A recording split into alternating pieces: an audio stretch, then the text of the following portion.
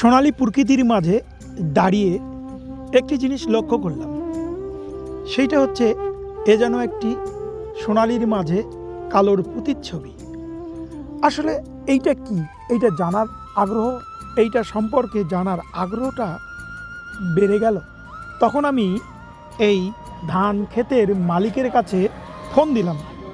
আসলে এইটা কি ধান? এই ধান ক্ষেতের মালিক আমাকে জানালো এইটা ব্ল্যাক রাইস বা কালো চাল, ফরবিটেন রাইস। এইটি জাপান এবং চীন থেকে আমদানি করা। এইটি পরীক্ষামূলকভাবে এখানে চাষ করা হয়েছে। এইটিতে আছে অ্যান্টিঅক্সিডেন্ট, ফাইবার ও খনিজ পদার্থে ভরপুর।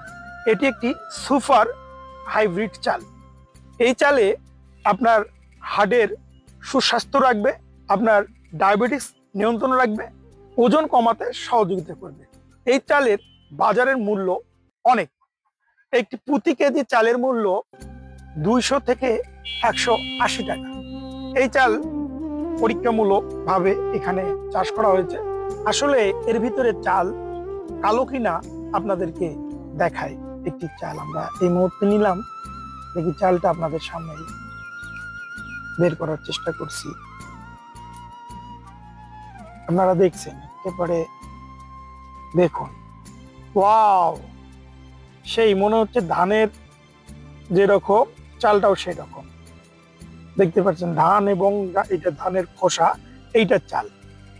এইটা অত্যন্ত একটি ভালো চাল। এটা পরীক্ষামূলক চাষ করা হয়েছে।